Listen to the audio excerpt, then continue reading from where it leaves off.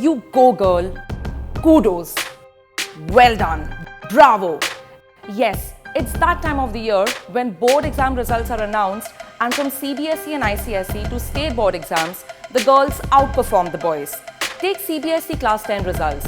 Girls outperformed the boys by 3.35 percentage points, with the pass percentage of girls at 88.67%. And that's been more or less the trend for almost 2 decades. And the 4 toppers who scored 499 out of 500, 3 of them were girls. In CBSE class 12 board exams, for the 4th consecutive year in 2018, a girl topped the exam. Of the 13 students who got the top 4 positions, 11 were girls. In fact, according to 2017 government data, there are more girls than boys who enrolled in secondary and senior secondary schools across India. But then, here is what I don't get. If girls have the upper hand in schools, leave the boys so way behind in board exams, why aren't more of them bosses in India Inc? Why aren't more of them the game changers in every walk of life? Wake up and smell the conspiracy. Class 12 के बाद, where do the girls disappear? IIT चल के देखें. At India's premier institution, an abysmal 1 female takes admission for every 10 males. In 2017, IIT Kanpur had only 54 women out of 826. That's 6.5%. IIT Guwahati had only 6.3% women out of 643 students. Now look at India's parliament. There are 61 women MPs out of 543. That comes to 11%. Obscenely low, isn't it? Do you know that just 7 women have been judges at the Supreme Court? Only 7 in over 70 years, as against more than 200 male judges. What happens to the girls after school? Do they suddenly become less intelligent? Do they suddenly become lazy about studying more? Do they become scared about going out and looking for jobs? Let's look at jobs.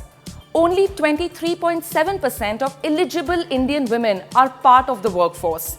Compare that to 75% of men.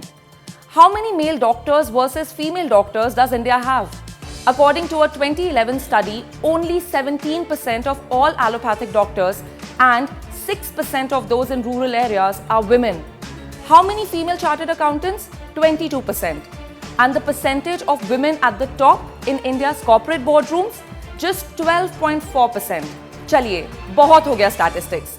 Let's get to the elephant in the room, the insecure Indian male, who comes in the form of dad, granddad, husband, father-in-law, with even moms and mothers-in-law batting for them. बेटी बहुत पढ़ लिया, अब शादी कर ले. Darling, BEd कर लो, beautician का कोर्स कर लो, घर के पास वाले स्कूल में काम करोगी या पार्लर में काम करोगी तो सही रहेगा. बेटी, इस घर की बहुएं काम नहीं करती. Yes, थोड़ा फिल्मी है ये dialogue, but that is the sentiment. Their rope talk locks you in. You can't move cities to study at a great college despite your awesome class 12 marks. You can't move cities to take up that dream job with your dream salary. Another big factor, parents still want to save for dowry rather than spend on their daughter's higher education. They are stuck in a time warp, moms and dads. For the very last time, Dahej sucks. It's illegal too. And student loans? That's a thing too nowadays. Pata lagao, beti padhao. And finally, bacche. That trump card that's available to men and to society to tie you up and slow you down, or even eliminate you from the race because the burden of raising children is still with the women. So everyone, if you're done quite celebrating the class 12 and class 10 marks, can we focus on the future of Indian women? Bigger, better and equal.